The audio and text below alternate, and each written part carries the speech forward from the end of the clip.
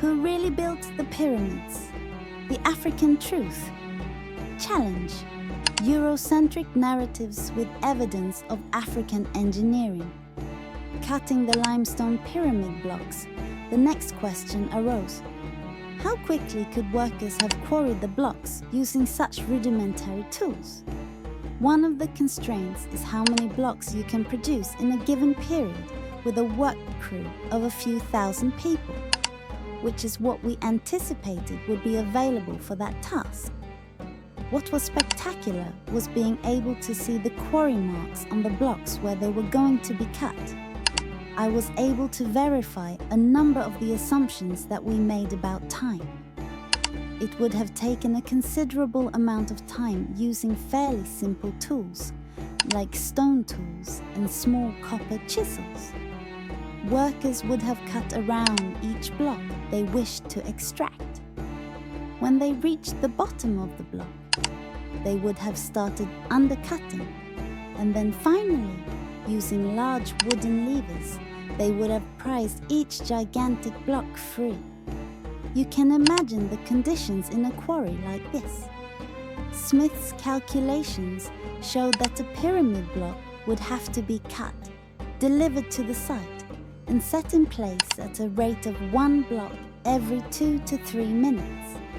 From this, he could begin to work out how many workers were needed.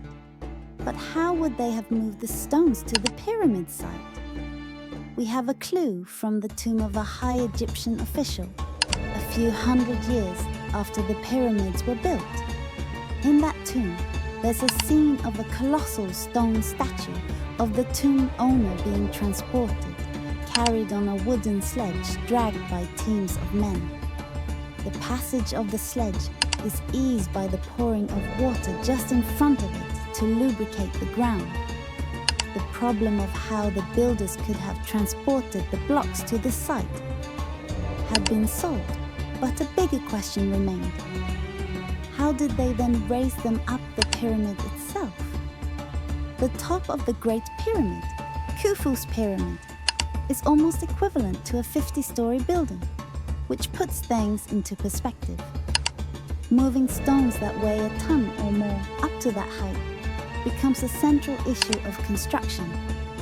Mark Lerner attempted lifting enormous blocks with levers, just as Herodotus had described, and concluded that building a pyramid this way would have been difficult if not impossible. However, on the Giza Plateau, there are the remains of parallel walls that were used to enclose ramps leading from the quarries to the pyramid. Lehner believes that similar walls would have enclosed the ramps used to take the huge limestone blocks up the pyramid itself. The space between them was filled with debris, and the walls retained the debris, forming a roadway upon which they dragged the stones. Smith needed to establish exactly what type of ramps would have been used. Clearly, a single ramp to the top of the pyramid would not have been practical. A simple calculation would show that such a ramp would require more material and work than building the pyramid itself. The Egyptians were rational people, like you and I, and they would have found a way to do it with minimal effort. The team tested a range of ramp designs using 3D computer animation. After many months, they developed the most likely design. Their model showed that if you built a ramp up to about a third of the height of the pyramid, you could place half or more of the blocks. After that, a smaller ramp would have wrapped around the pyramid, built off the pyramid itself, as at that point, you're handling smaller blocks, and there are far fewer blocks to place. This seemed like a rational way to do it. The ramps would have been attached to overhanging layers of limestone on the pyramid blocks and then removed from the summit downward. But that wasn't the end. Today, only at the very top of one of the Giza pyramids, that of Menkaure, is there any trace of the final stage of construction. The pyramids look impressive enough today, but imagine that when they were first finished, they would have been coated from top to bottom in smooth, white limestone from Tura across the river. The effect must have been truly dazzling. Most of this casing has been stripped off many centuries ago to build the city of medieval Cairo. But if I hold up a piece of Tura limestone and let the sun reflect on it, you can see just how dazzling the pyramids must have first appeared. Having shown how the Great Pyramid was probably built, Craig Smith could finally address the question of how many workers it took. Could the apparent evidence on the ground that a mere 20,000 people were involved be right? Or was Herodotus close to the truth when he said it took 100,000 workers laboring for 30 years? Smith drew up a detailed work plan. Every activity was accounted for in terms of the number of people required and the time it would take. His studies indicated 2 to 3 years to prepare for construction, 5 years to actually build the pyramid, and 2 years or so to remove the ramps and finalize the site. The peak workforce occurred in the 4th, 5th, and 6th years of construction, when a lot of laborers were required to move the blocks up the ramps onto the pyramid. That number was about 40,000 people. At first sight, Smith's figure of 40,000 workers appeared to contradict both theories, but it was based on the number of workers required to build the Great Pyramid in the shortest amount of time, 10 years. Yet the historical evidence suggests that each of the pyramids was built throughout the reign of each king, approximately 20 years. Smith concluded that it could be done with just 20,000 workers. His maximum workforce for the Great Pyramid was around 40,000, but it could have been done with as few as 20,000. This was more in line with Egyptologists' assumptions, which are coming from a different perspective. The evidence and data we're finding point to 20,000 workers. Smith's calculations were consistent with the archaeological findings. All the evidence indicates it took 20,000 people to build the Great Pyramid in about 20 years. The discoveries at Giza proved Herodotus wrong. The workforce was not made up of slaves, and they numbered far fewer than 100,000. But they raised a big question of their own. How were 20,000 free men and women organized into the construction of the pyramids? And why did they do it? Further discoveries were to suggest a new theory about the building of the pyramids. I'm almost more interested now in how the pyramids built Egypt than how the Egyptians built the pyramids. The discoveries made at Giza proved that the builders of the pyramids, far from being slaves, were treated as something of an elite. They numbered about 20,000 people, not the 100,000 claimed by Herodotus. But now the bones of the workers were to suggest something remarkable about where these people had come from and why they had come to the pyramids. Many bizarre theories about the pyramid builders have been based on the belief that the Egyptians themselves could not have built such enormous structures. But it's important to know that they were Egyptians, not people who came from space or some lost civilization, as some modern myths suggest.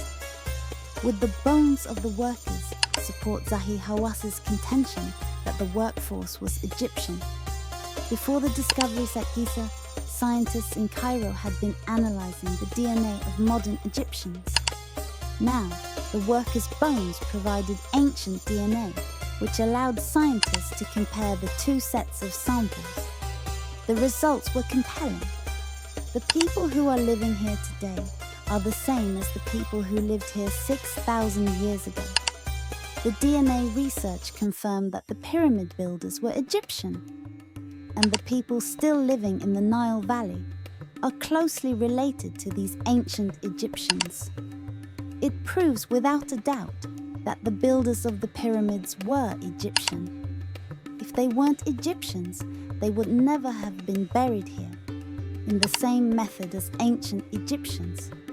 The DNA confirmed that these people were Egyptian by blood, but the bones were about to reveal even more, something unexpected.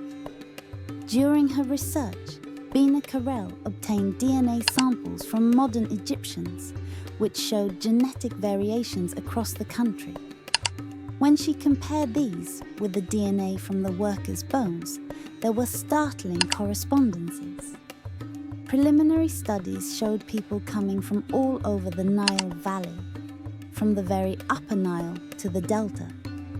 This suggested that people from all over Egypt participated in the building of the pyramids at a time when the world's first cities were being founded. People had come to Giza from all over Egypt, but why? There were clues in the design of the workers' tombs.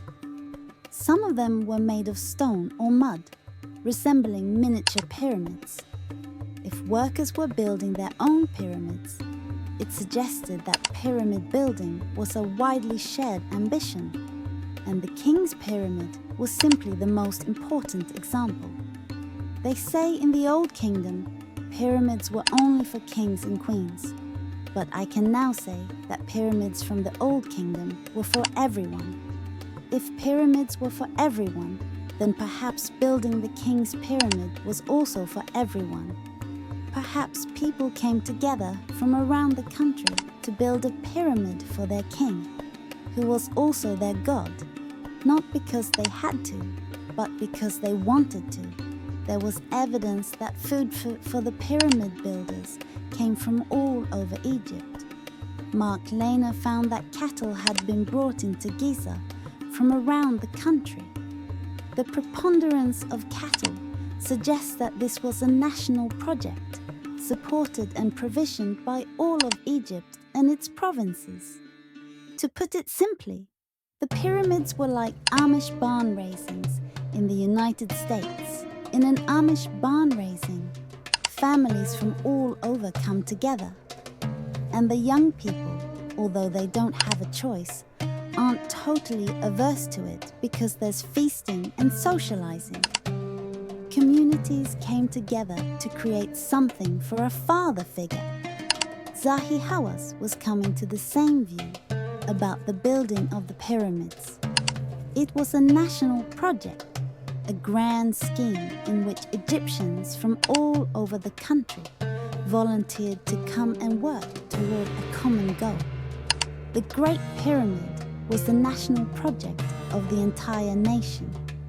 For 23 years, every individual in Egypt woke up every morning thinking of building the pyramid.